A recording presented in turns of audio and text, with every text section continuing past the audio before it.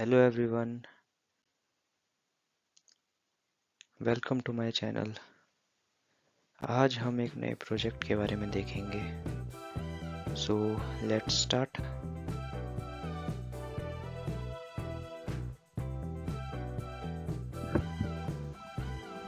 तो जो डेटा है जो दो कंपनीज है वो आपस में शेयर कैसे करती हैं। अब हो सकता है दोनों कंपनीज जो हैं वो अलग अलग डेटाबेस यूज़ करती है। तो अगर उन दोनों को डेटा आपस में शेयर करना है तो वो जो डेटा है वो फाइल के फॉर्मेट में शेयर करेंगे, और जो फाइल के फॉर्मेट में डेटा शेयर होगा वो अपने अपने डेटाबेस में उस डेटा को इंसर्ट कर लेते हैं। तो जो डेटा आता है वो फाइल के फॉर्मेट में आता है। तो हम ये मान के चलेंगे कि हमारे पास एक डेटाबेस है और हम उसमें जो डेटा आया है उसको लोड करना है हमको। तो हमारे पास CSV फॉर्मेट में डेटा आया है। ये जो डेटा है हम डायरेक्टली किसी भी प्रोडक्शन के बेस टेबल में इंसर्ट नहीं कर सकते, क्योंकि इसमें नंबर ऑफ इश्यूज हो सकते हैं, constant issue, length issues, incorrect data format, कुछ भी हो सकता है। तो सबसे पहले जो भी डेटा होता है फाइल का उसको हम एक टेम्परेरी टेबल में लोड कर देते हैं। उस टेम्परेरी टेबल से हम एक इंटरमीडिएट या EIM टेबल में लोड करते हैं। और ये काम जो होता है वो एक प्रोसीजर का होता है। हम एक प्रोसीजर का यूज़ करेंगे जो ये टेम्परेरी से EIM टेबल में डेटा को लोड करेगा।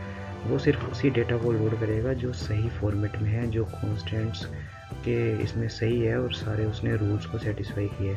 और जो डेटा होगा EIM से फाइनली वो हम लोड करेंगे प्रोडक्शन के बेस टेबल में।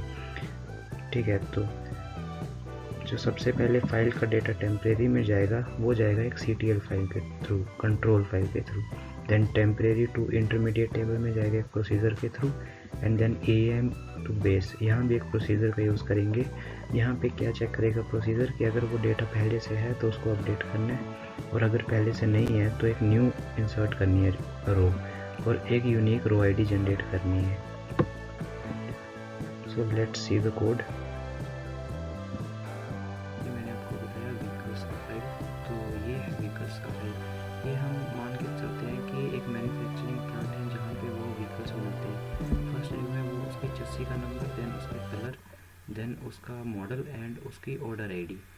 ओके, नाउ मान लेते हैं कि ये डेली की उन्होंने मैन्युफैक्चर की है और जो फाइल है वो हमें भेज दी किसी ऑर्डर के साथ उसको प्रोसेस करने के लिए।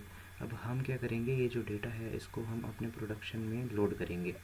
ओके, नाउ अब ये करना कैसे है। अब यहाँ पे तो 5 रोज़ हैं, तो हम इंसर्ट स्टेटमेंट का यूज़ करके भी कर सकते हैं उसको, एक एक को वैलिडेट करके, कि मान सकते हैं कि हो सकता है इस पर कॉन्स्टेंट हो कि ये सिर्फ 17 करेक्टर्स की लेंथ का ही होना चाहिए, देन कोई भी फील्ड बाकी नल नहीं होनी चाहिए, और जो ऑर्डर नंबर है वो ORD से ही स्टार्ट होना चाहिए। इस तरह के हम मैनुअली देख सकते हैं 5 के लिए। लेकिन अगर यहाँ पे 5 की जगह पे 50, 500 या 5 लाख रिकॉर्ड्स हों तो हम एक एक के लिए ऐसे वैलिडेट नहीं कर सकते, उसकी इंसर्ट स्टेटमेंट्स नहीं क्रिएट कर सकते। कर भी सकते हैं तो एक एक को वैलिडेट करने में बहुत मुश्किल हो जाएगी। तो हम क्या करेंगे, डायरेक्टली अपने इस फंक्शन के थ्रू एंड अपने इस प्रोजेक्ट के थ्रू हम डायरेक्टली इसको लोड कर देंगे। ओके, नाउ ये है स्क्रिप्ट। यहाँ पे सबसे पहले डेटाबेस के कनेक्शंस हमने डिफ़ाइन किए हैं। ये है control file load to temp. ये जो लोड टू टेम्प फाइल है ये क्या करेगी, ये डेटा को लोड करेगी। कहाँ से, ये फाइल का पाथ है जहाँ से वो फाइल को लोड करेगी। कौन से टेबल में, टेम्प एसेट में। टेम्प एसेट मतलब टेम्परेरी टेबल। और अपेंड करेगी एक एक करके फील्ड्स जो हमने टर्मिनेट किए हैं कोमा से, मतलब कि कोमा सेपरेटेड वैल्यूज़ हैं यहाँ पे, तो वहाँ से कहाँ करेगी, इसमें इनमें win, colour, model, order number, ये जो कॉलम्स है इसमें डेटा को लोड करेगी। तो विन को विन में करेगी, colour, model, order number. Then उसके बाद इस स्क्रिप्ट में पहले चेक किया है कि डेटा फाइल एग्जिस्ट करती है कि नहीं। देन हमने टेबल्स को ट्रंकेट किया है टेम्परेरी वाले। हर टाइम नया डेटा लोड करने से पहले उसको हम क्लीन करेंगे, ट्रंकेट करेंगे, एंड देन नया डेटा लोड किया है। ओके, तो इस तरह से काम किया है और प्रोसीजर का कॉल किया है जब भी हम उस टेम्परेरी टेबल से EIM में डेटा को लोड करेंगे।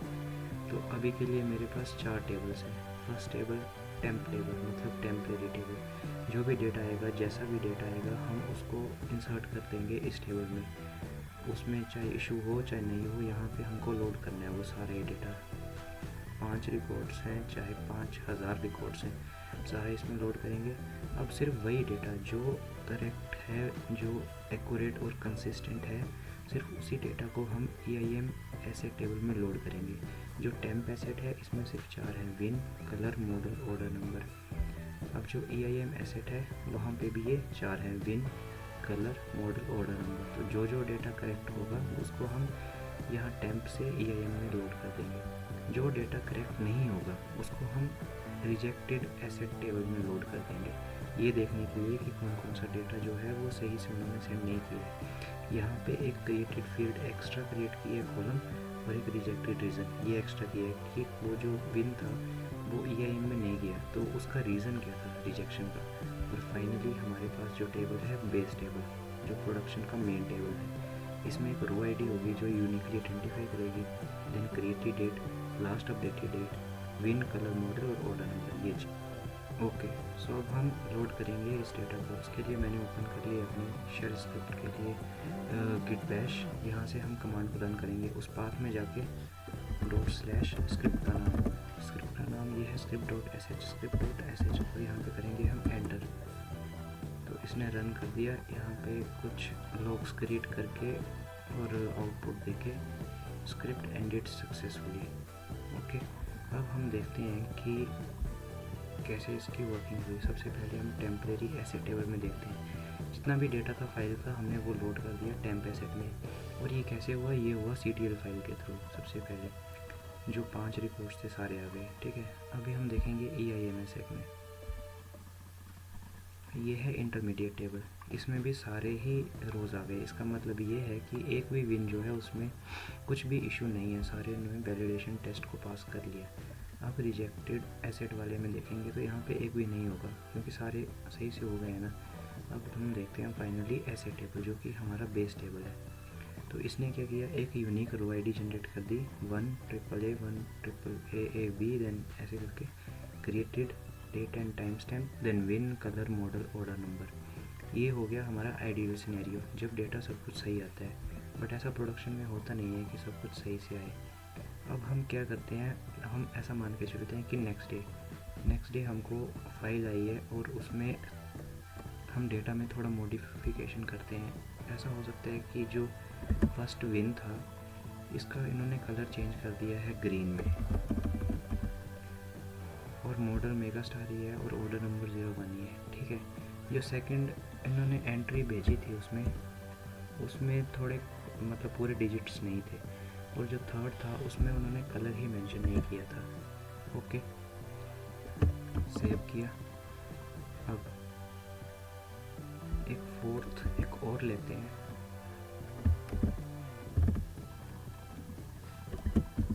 और इसका ऑर्डर कर देते हैं 4, और इसका कलर कर देते हैं हम ग्रे, और इसका मॉडल कर देते हैं सिविक। Okay, save. अब मान के चलते हैं कि नेक्स्ट डे फाइल भेजी है इन्होंने एक, ठीक है। अब हम इसको लोड करेंगे, तो इसको लोड करने के लिए सेम फाइल को हमने रन किया,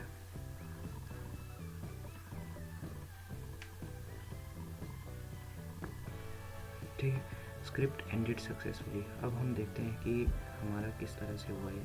सबसे पहले टेम्परेरी टेबल में इसने कितनी रोज़ थी, यहाँ पे 4 रोज़ थी। तो सबसे पहले हमने ये 4 रोज़ लोड की टेम्परेरी टेबल में, किसके थ्रू, कंट्रोल फाइल के थ्रू, तो ये आ गई, ठीक है। अब हम EIM एसेट टेबल में देखते हैं, तो अब सिर्फ वही डेटा जो करेक्टेड था, करेक्ट फॉर्मेट में था, सिर्फ वही लोड होगा। तो इसने सिर्फ 2 को ही कंसीडर किया, 2 को नहीं किया।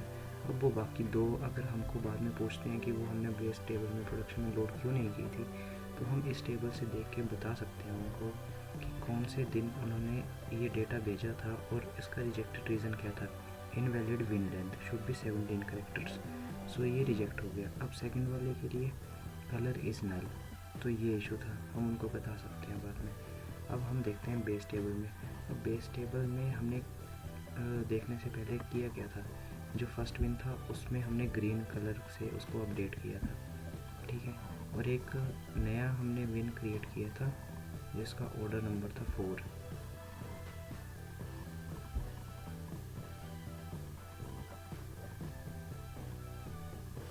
ठीक है। तो इसने क्या किया, इसने जो फर्स्ट वाला था उसको अपडेट कर दिया। अब हमको इंसर्ट करना है एक और रो। इसका मतलब क्या है? इसका मतलब ये है कि अगर वो विन पहले से हमारे बेस टेबल में प्रेजेंट होगा तो उसको वो अपडेट करेगा। अब अपडेट क्रिएटेड में देख सकते हैं 1450 और अपडेटेड में देख सकते हैं 1452। मतलब कि क्रिएट यहाँ हुआ है और लास्ट अपडेट कब हुआ है इसका 52, मतलब 2 मिनट बाद इसका कुछ अपडेट हुआ है यहाँ पे। तो ये कलर अपडेट हुआ है, कलर मॉडल ऑर्डर नंबर, इसमें कुछ भी अपडेट हो सकता है। क्यों? क्योंकि हो सकता है एक यूज़र ने आज गाड़ी खरीदी, अब उसने वो बेच दी और किसी और यूज़र ने खरीदी, तो वो ऑर्डर नंबर उसका चेंज हो सकता है, पर उसका जो विन होगा वो नहीं चेंज होगा। वो अपने हिसाब से उसको मॉडिफाई करवा सकता है कलर को। और जो ऑर्डर 4 था वो भी अपडेट हो गया ग्रे एंड सिविक के साथ। अब हम एक बार फिर से नया डेटा लोड करते हैं एक नए ऑर्डर के साथ और इन एंट्रीज को सेम ही रखते हैं। यहाँ पे मैं यूज़ करूँगा एक ऑर्डर नंबर अभी तक 5 है, तो नेक्स्ट डे मान के चलते हैं 6 पे जाए और ऑर्डर नंबर 6। ओके, अब इसको सेव करते हैं एंड एक बार फिर से स्क्रिप्ट को रन करते हैं। script.sh को रन किया,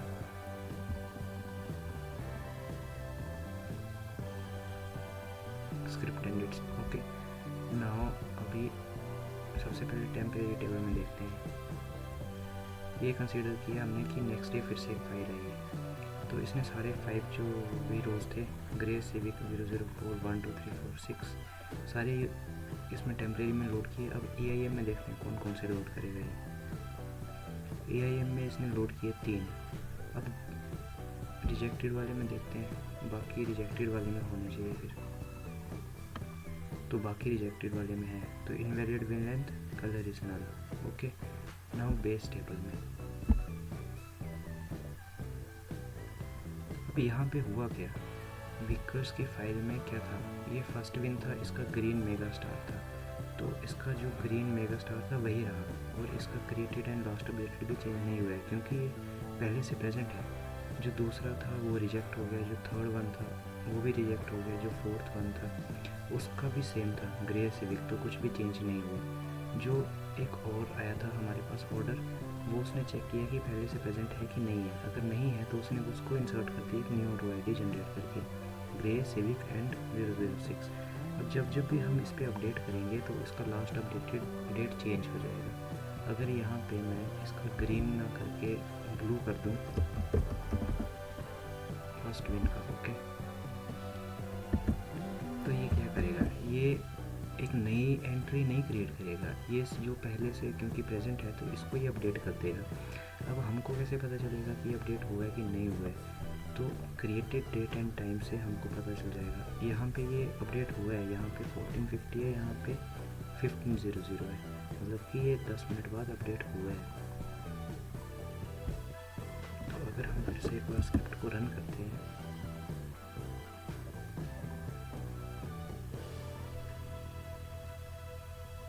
स्क्रिप्ट कंप्लीट हो गई।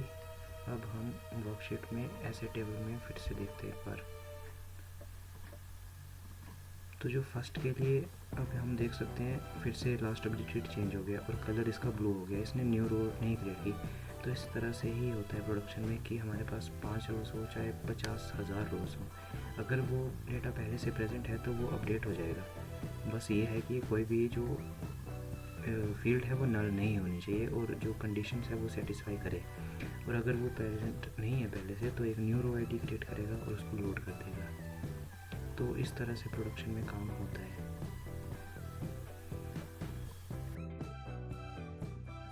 Thanks for watching. Please like, comment and subscribe to never miss a video. Thank you.